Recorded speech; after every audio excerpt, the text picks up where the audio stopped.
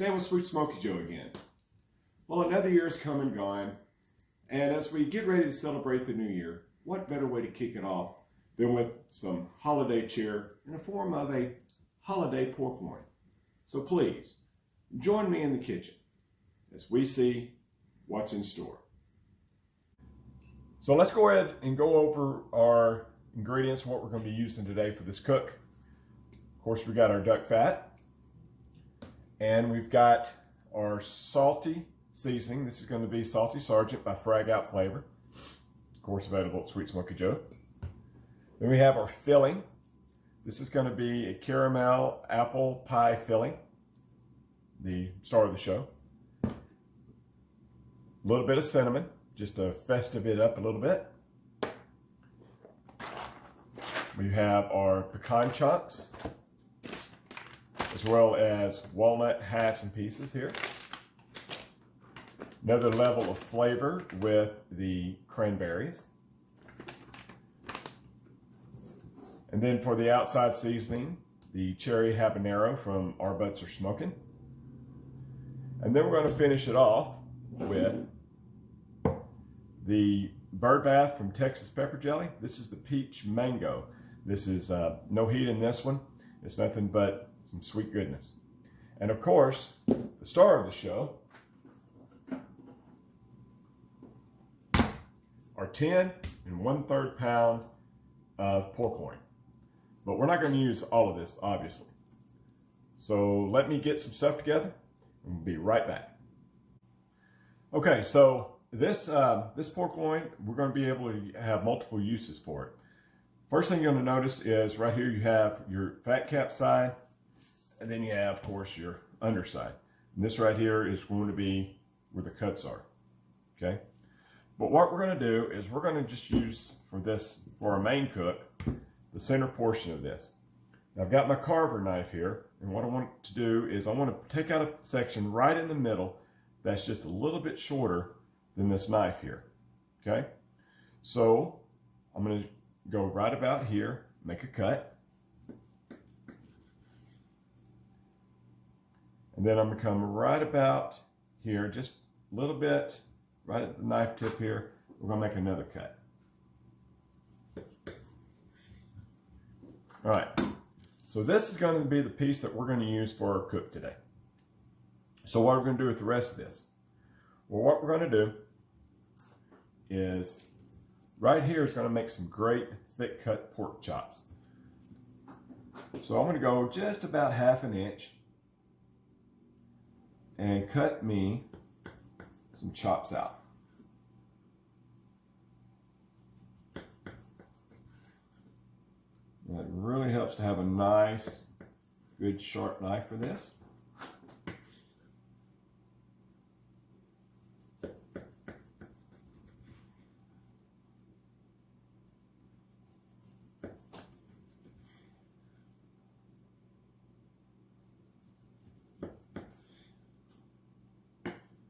And then a little piece. So as you can see, what you end up with are some nice, thick cut pork chops. You simply take these and put these into a Ziploc freezer bag, and they will go into the freezer, and then later on in the year, when we get ready, we'll have some nice pork chops.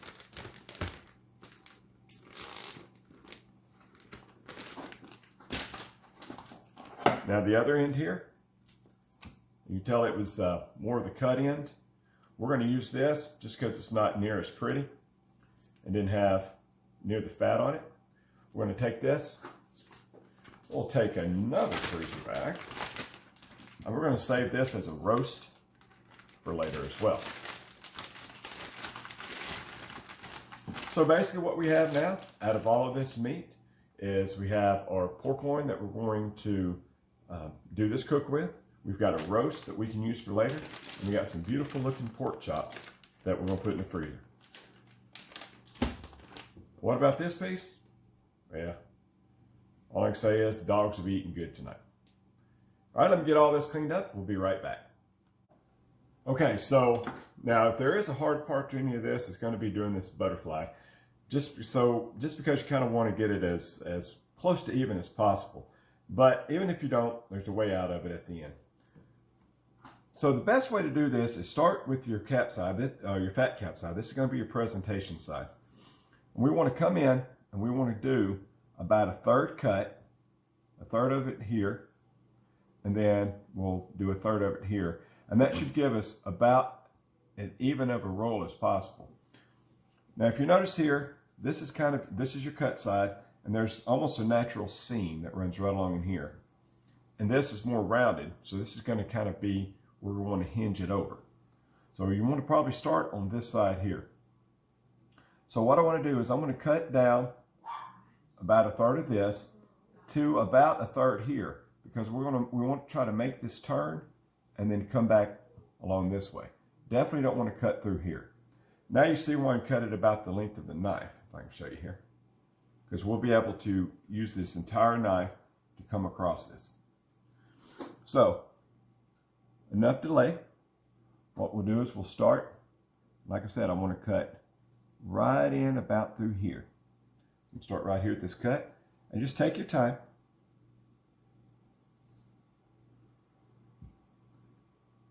And then I just give myself a little score. As you can see right there, kind of gives me a guide to come across. Then I'll just come back through here, and then I'll try to match that up here on this back end. So what I've done is I've got a little bit of a cut up to here, and then on the back side it's the exact same thing. So I can show you. It's a cut that goes right on through here. So now I should be able to make a fairly even cut using those as my guides.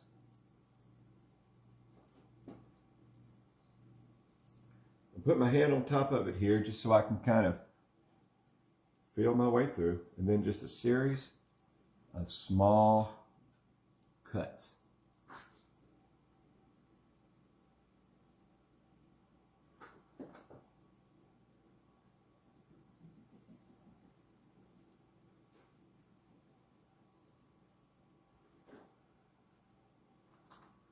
All right, so you see we got it rolled here and rolled down to here.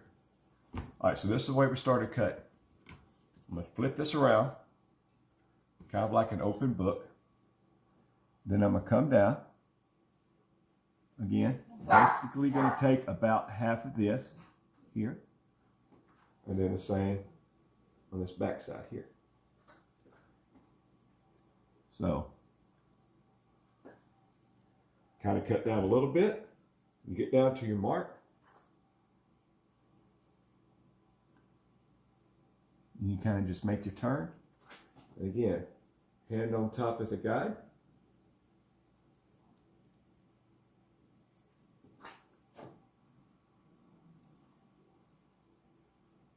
And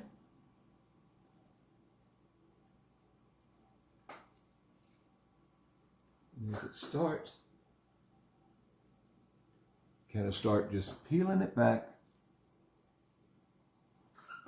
Thusly.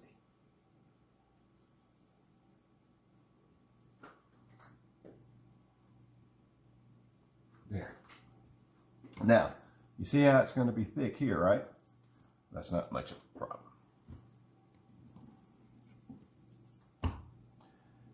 Because when you get these thick parts like you're going to have here, then all you need to do is you can just come back, and you're going to make a slice right in the thickest part. Okay? Now you see how that's going to kind of lay it open, right? Again, right in the thickest part. And slice down. Main thing is you just don't want to slice through. And we did this on the deer meat video, if you remember.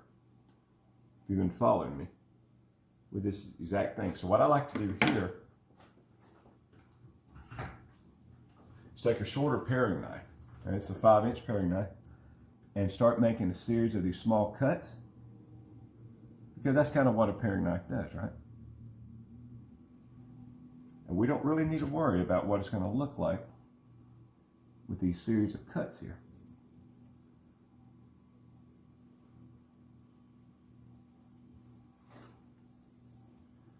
Now, once you get it, what we're looking for, not paying too much attention to this, what we're looking for is the evenness around through here. There's another thick part right here I missed. Is the evenness through here. Because, that's what I was talking about. See, you still got your pretty back cap there. What we're going to do here is we'll take a piece of the clear wrap.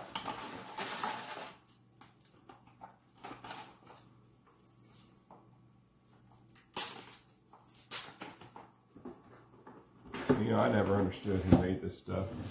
It is probably the most frustrating invention known to man.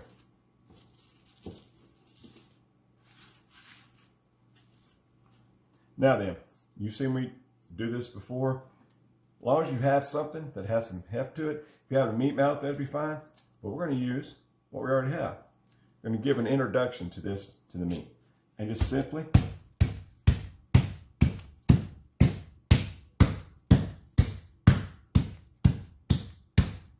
give it a good pound.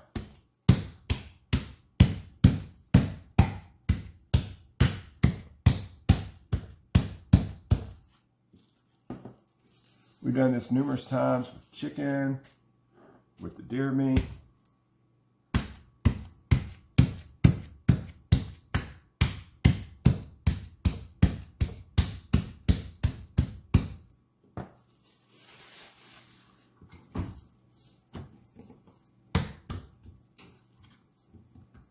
There we go. So now she's all nice and laid flat.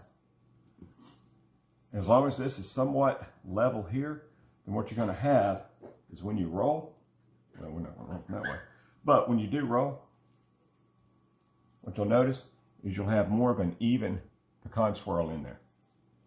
Okay? So I'm just going to do a little more cleanup on this. When we come back, we're going to fill this thing up with all the goodies. All right, so here we go. Sure. This will be your presentation over here with the fat cap. Here's inside. You can tell I just did a little more scoring in here, just so it kind of help it roll a little bit. So, next thing we need, put a little something down to kind of keep it a little, a little moisture inside, as well as give something for the stick to. So, why am I using a salty steak and burger rub? Because it's really not that beefy bold, but what it is it's salty. And I want to use something that is salty because it's going to pair well with something that is sweet. Caramel, apple, and salt. So you get that salty sweetness. And let me tell you, I tasted this, and it lives up to its name, put it this way. So, just going to put a little bit of our seasoning down. And we don't want to do too much of the seasoning. We want just enough to kind of give it a light coat on the inside. And that should be good. Just hit any of the shiny areas you can see. And that should give it its saltiness. Now, you could use just regular salt with this, but I found that this right here, I kind of like the flavor profile of it. Now, cinnamon. Be careful with cinnamon because it goes a very long way. So I want to put just a little bit of cinnamon in here just to kind of help with the flavor profile of the apples, right? Like I said, you do not need much at all. In fact, that should be good. All right, now comes the pie filling. You can tell the can got a little dented from me whacking it. But let me show you a little something. Okay, we don't want to fill this whole thing up with filling because it's going to, when you roll it, it's just going to gush out the sides. So here's a little rule of thumb. You want to go about a blade's width or about an inch from the end you're going to start rolling. remember, this is our fat cap end over here. So we're going to do about 1 inch from here and 1 inch along the sides. But when you come to this end, you want to leave yourself not just 1, 2. Basically, this, if you can see where this natural ridge is here for this fat cap, you want to leave that vacant, because as you're rolling out, it's going to steadily be pushing this out. So you need a bigger spot here just to minimize it from mushing out. So we've got all that laid down. We got our seasonings and stuff on here. Let's open our ooey gooey goodness. All right, so we're just simply going to get our spoon and start plopping it on here. I'll tell you right now, it already looks good. Now this is going to be kind of our main thing right here, right? Now these apples are going to want to stack on top of each other. And what you want to do is you want to try to keep them in one single layer. I'm just going to kind of get on here exactly what I need first. Okay. I told you this is going to be not really a long cook, but a thorough cook. All right, so I've kind of got it ranged on here, and I'm going to do a little bit of overkill just because I want to try to get this perfect. So again, adhering to my 1 inch rule there, and I'm going to take this and lay these. If you notice, since I'm rolling this way, I want my apples like this, so it'll roll over this way. If they're like this, you're trying to bend the apple slice. And again, any little attention to detail that you can do on the front end will help in the overall cook. So I'm laying these out. Okay. In my little pattern.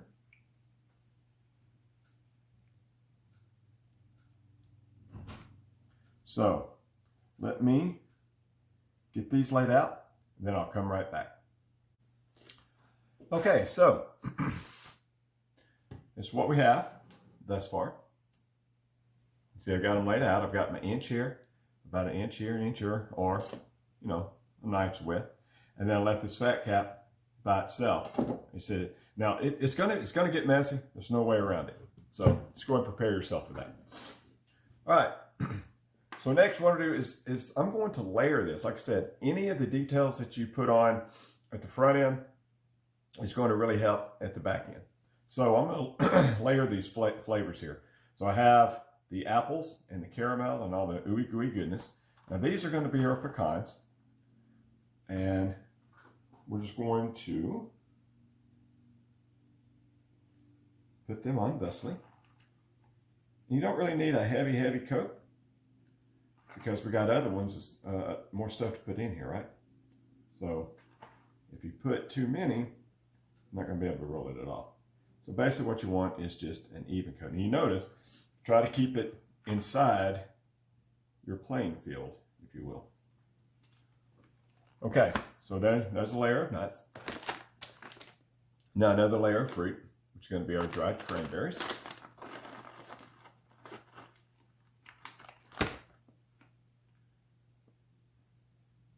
Again, same thing. And these are going to kind of stick together. So just try to separate them a little bit with your fingers as you're doing this, if you can. Again, keeping it inside our little playing field here.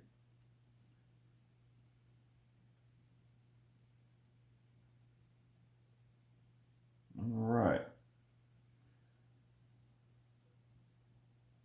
And again, just evenly dispersed. Now we got to come back with another layer of nuts. This time it's going to be our walnuts. These are a little bit bigger, so if you wanted to, you could crush them up. I'm just going to crush them up with my hands. The little bit we're going to use, there's no need trying to put them in some type of chopper or a fruit processor. or anything like that. Now you'll see when we roll this up, this is going to gush out towards the edges that doesn't seem like there's anything on it. So, all right, there we go. Now then, this is what we have thus far.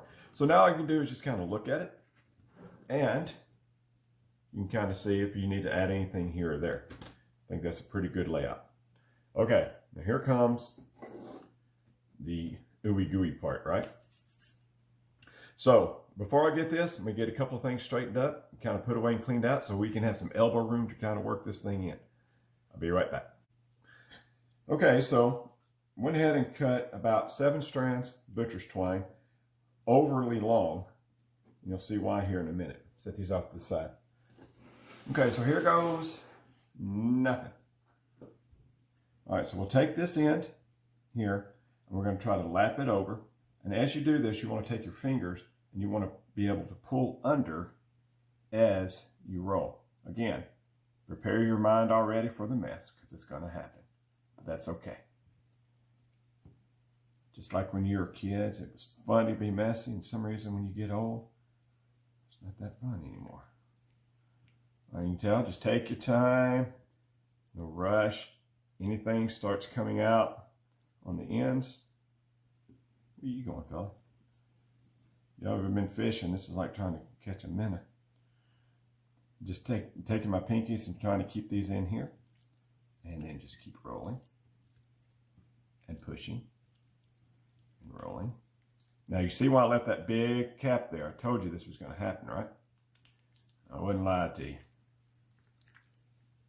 Rolling. Pushing. And rolling. Pushing.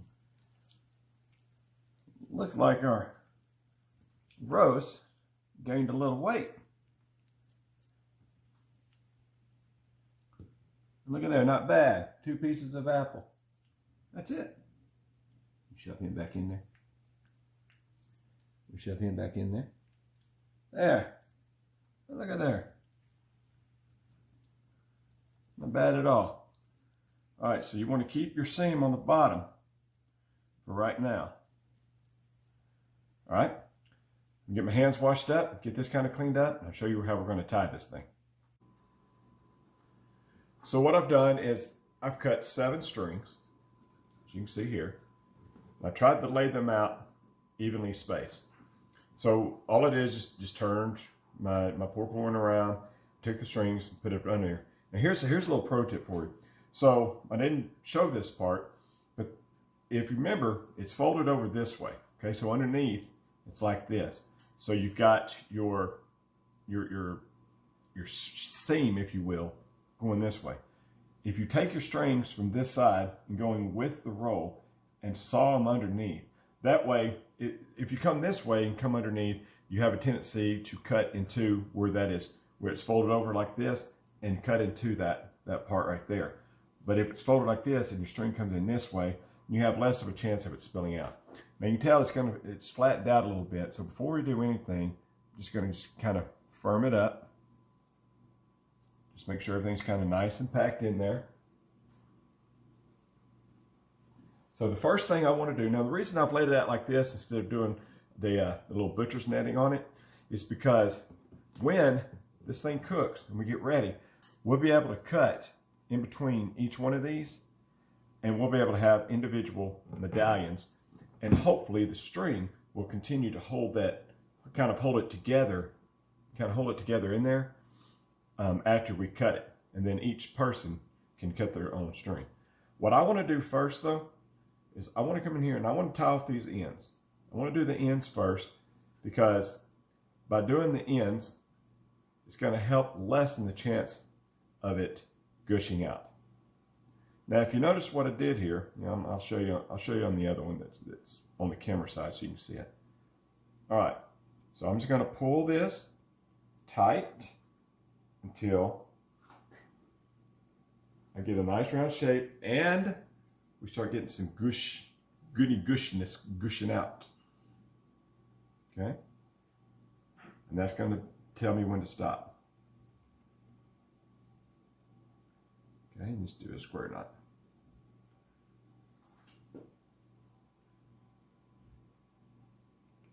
There. Okay.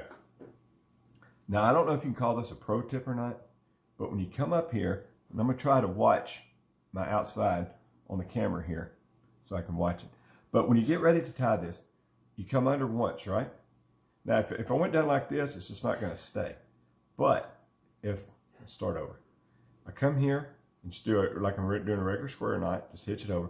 If I come in twice, 1, 2, like that, when I cinch it down, it has more of a tendency to stay. Now, I'm not going to worry about that little piece there. All right. But what I'm looking for is a good roundness. Okay, he was already out anyway. There. Now see how it will stay tight?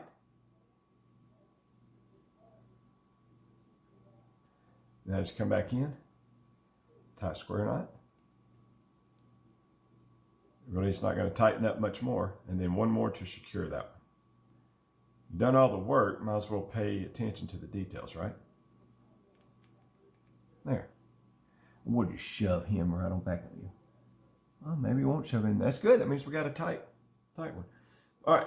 So I'm going to go through here. Now what I'm going to do is I'm going to work it from the outside in,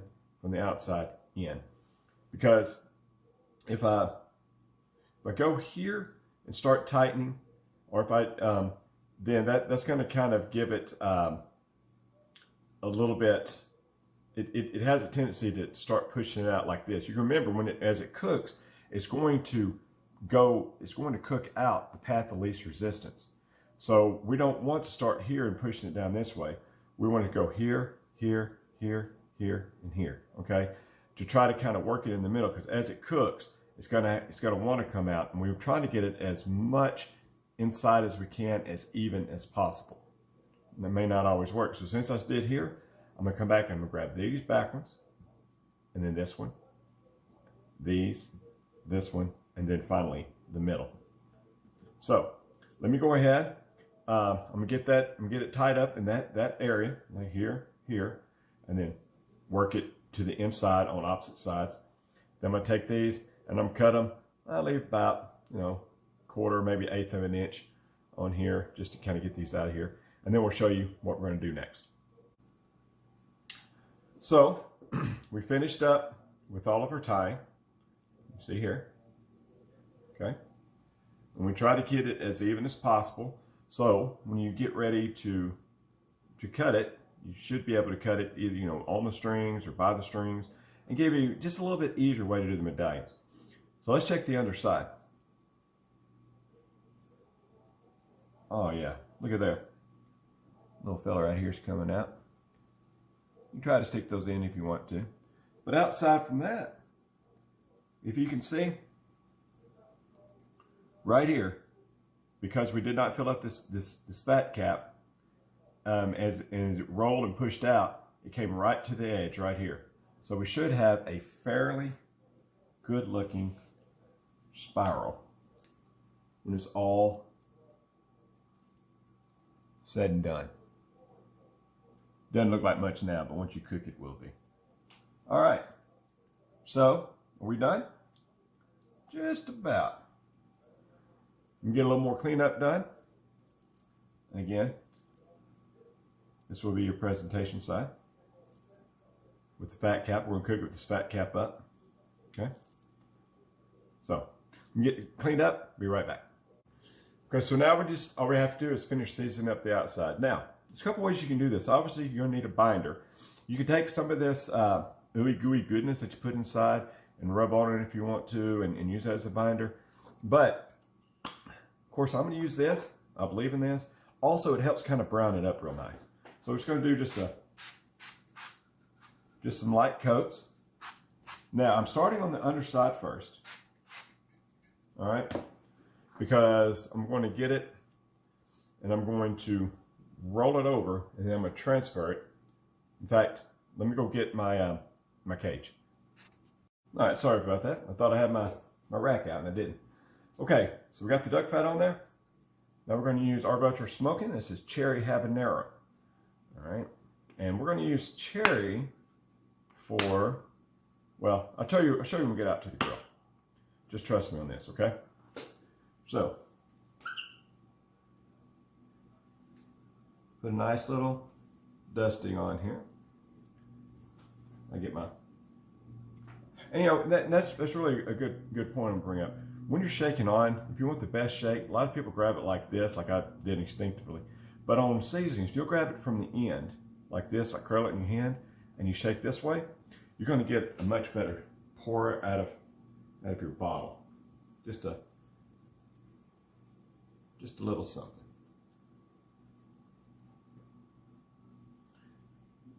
I tell you what, that is really going to give it a nice color. All right, I'm going to roll it over just a little bit, right there. Remember, I didn't hit the side earlier, right? So I want to kind of do, I know it's not a side on a circle, so don't email me or write in the comments that circles don't have sides. I get it. All right. Roll it back this way just a hair.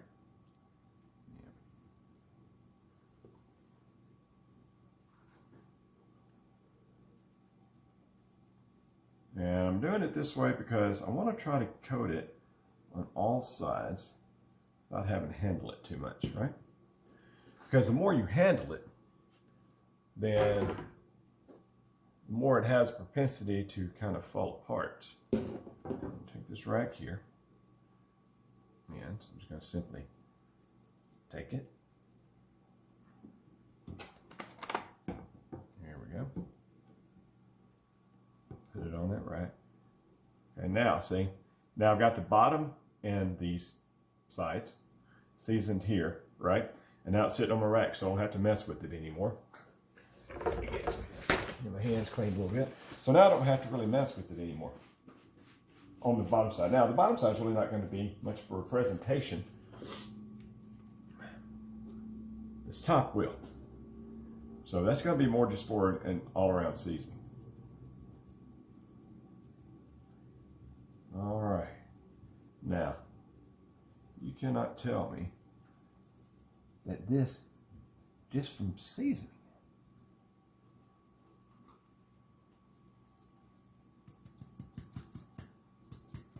good look. You'll find that with any type of seasoning that has some type of fruit, you know, cherry, apple, peach, whatever, it'll have a more clog than usual, just because of the sheer nature of the sweetness of it all. Now, I know it looks like it's a lot, but you gotta remember, this is just seasoned on the outside, okay? So, can't really.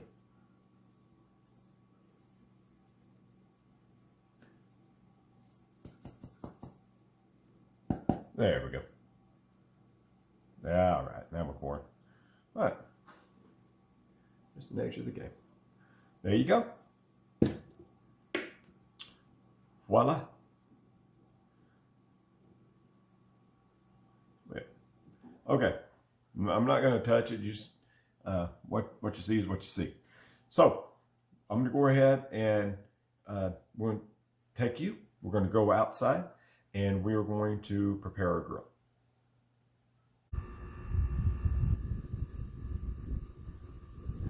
Okay, so I got my Masterbuilt 1050. Got it all geared up, ready to go. Got my ThermoWorks sitting right here. I've got 2 probes in it, just so I can just get a more thorough reading. I've got the alarm set to go off at 137 degrees, because that's when I'm going to come back out and we're going to put the glaze on it. Right here I've got my smoker maze, and there we've got some cherry pellets getting ready to go. Over here, hopefully the wind won't get me, I've got a little bit of hickory in here, just so I can have some good, some nice little smoke to it. And I'm gonna go ahead and get mine started here. I don't know if you can get my fire starter here. kind of hard to film and do it at the same time.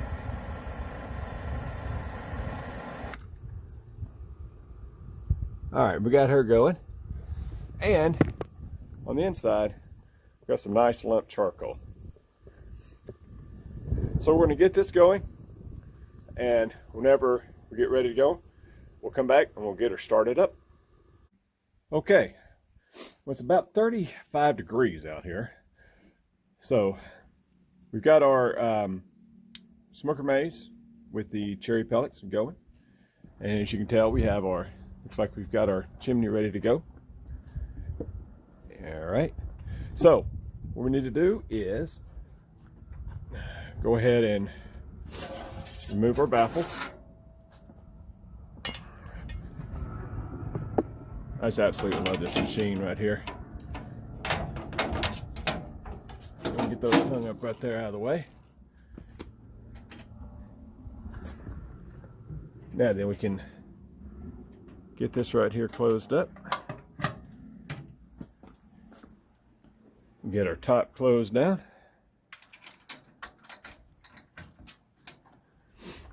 Get our lid closed. Bye-bye. Hit our power button. We're going to set our temperature to 225. Set. And there she goes. Pretty consistent readings there.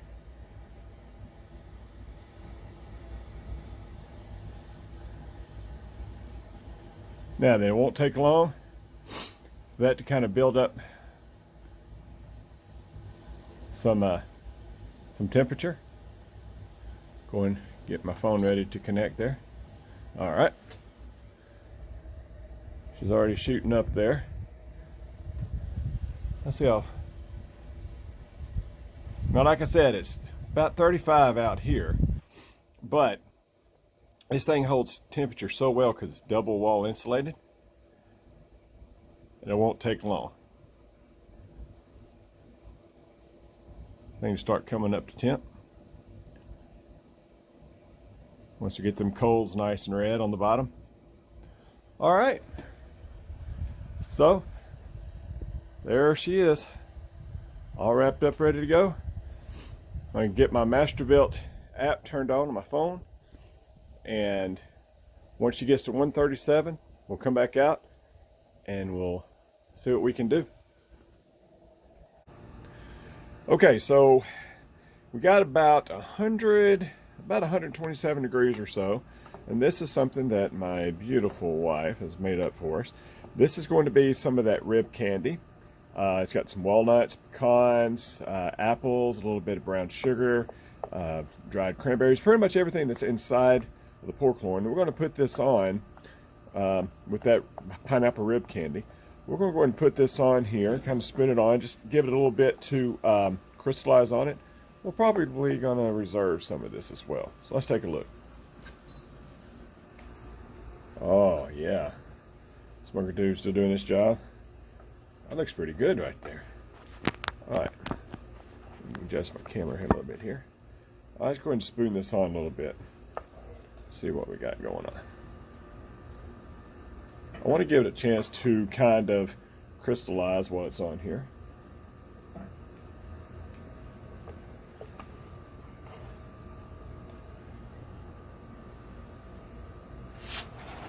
It's going to make for a nice garnishment. All right, let me get this finished up and I'll show you the finished project. All right, there we go. We really got some pretty smoke in that thing. Let me tell you, that's pretty. All right, let's close her up and get her to 145.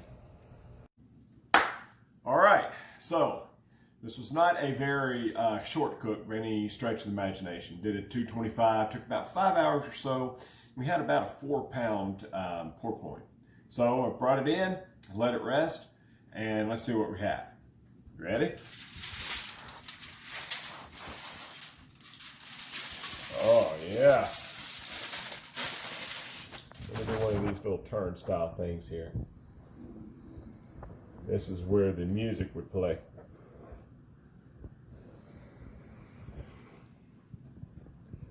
Tell you what, So what I'm going to do is I'm going to go ahead and make the center cut here, and then next time you see me, we're going to have it plated up and use some of that juice that we reserved that we put on it. So let's go ahead and make this cut. Remember earlier I was telling you about use the strings as guides when you want to cut medallions. So if you want to cut in the middle of the 2 strings here and here, and then this will become a center cut that you can give one of your guests, and the string will still be on it, and hopefully kind of hold it together. So we're going to start right in the center, right about here.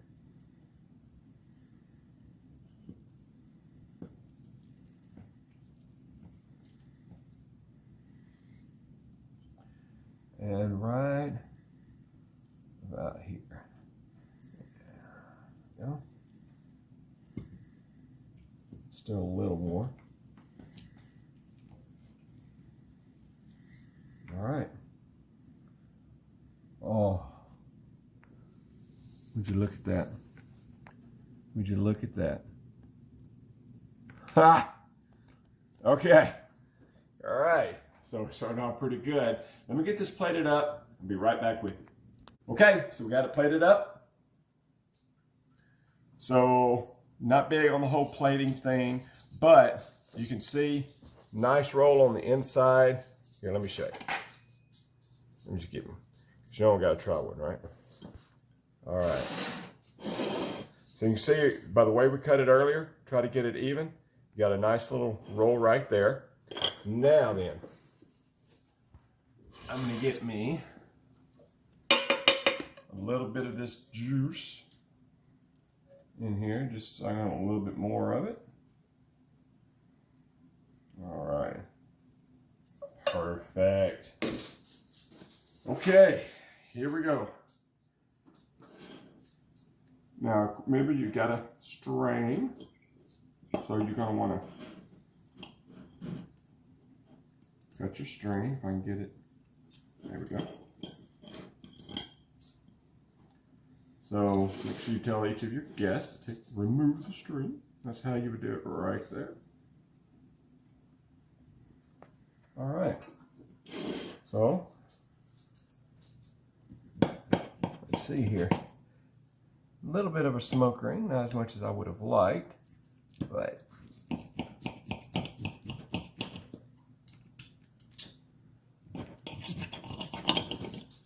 tell you what, is ooey gooey good this is. You probably don't need a string to hold it all together. Right here in the middle. Give me some of this filling that we put in there. All right. You ready? Here we go. Oh.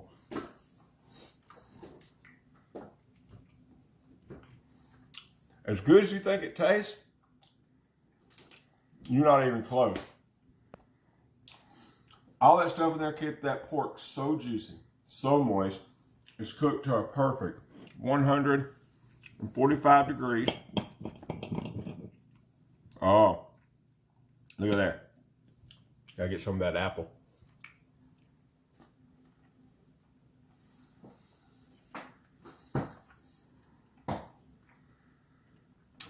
Happy New Year is all I can say. It tastes so good. So, I'll put all this down in the description box below. All the seasoning things you can find at sweetsmokyjoe.com. Look, thank you so much for a great 2020. And you know what? So stoked about what's the year to come ahead. So, there's only one last thing to ask you. And that is, do you smoky Joe?